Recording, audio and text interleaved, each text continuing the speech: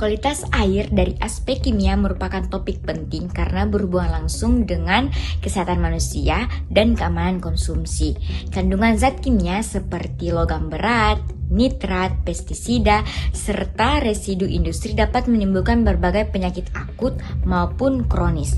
Nah, oleh karena itu, memahami dan memantau parameter kimia air seperti pH, kesadahan, amonia, dan klorida menjadi langkah penting untuk memahami air minum itu aman, memenuhi baku mutu, serta tidak menimbulkan risiko kesehatan bagi masyarakat.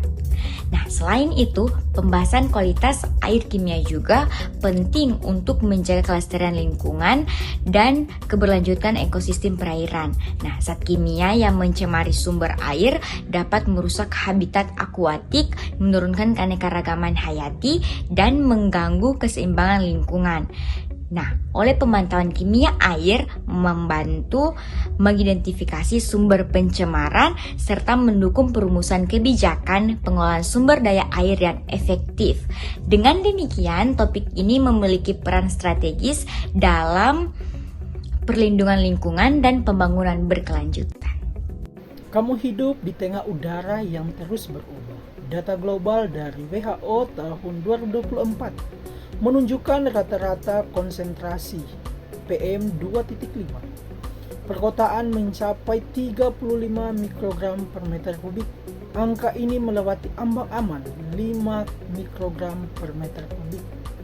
Kandungan kimia seperti sulfur dioksida, nitrogen dioksida, ozon troposferik, karbon monoksida, dan senyawa organik futatil memicu penurunan kualitas udara di banyak kota, termasuk kota besar di Indonesia. Fakta lapangan memperlihatkan peningkatan NO2 hingga 20% di kawasan padat kendaraan. Aktivitas industri menambah beban SO2.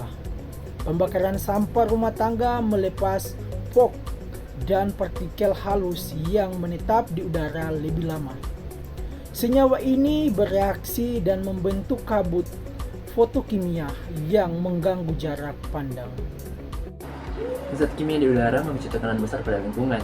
Konsentrasi ozon tinggi merusak jaringan daun dan menurunkan produktivitas tanaman, serta endapan asam dari SO2 dan NOx menguap via tanah dan air. Ekosistem sungai kehilangan keanekaragaman hayati karena air menjadi lebih asam. Kemudian hutan kota mengalami stres fisiologis yang menurunkan kemampuan menyerap karbon.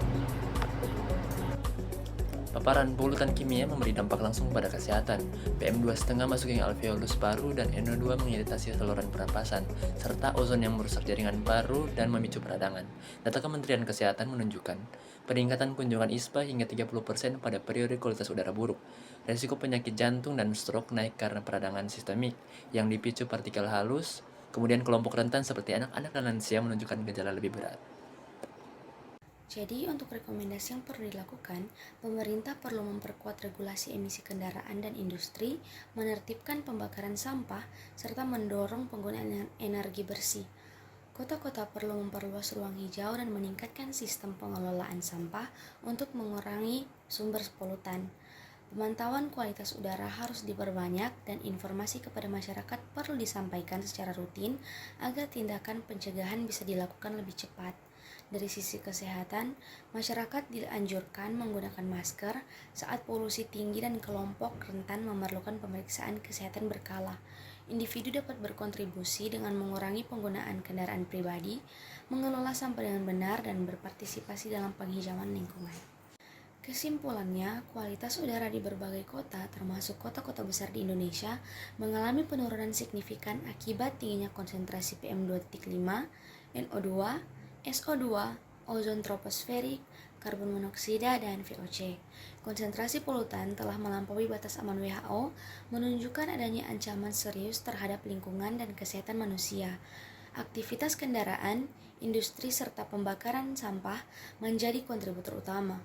Dampaknya terlihat pada kerusakan ekosistem seperti tanaman, tanah, perairan, serta peningkatan kasus gangguan pernapasan, penyakit jantung, hingga stroke. Kelompok rentan seperti anak-anak dan lansia menjadi yang paling terdampak.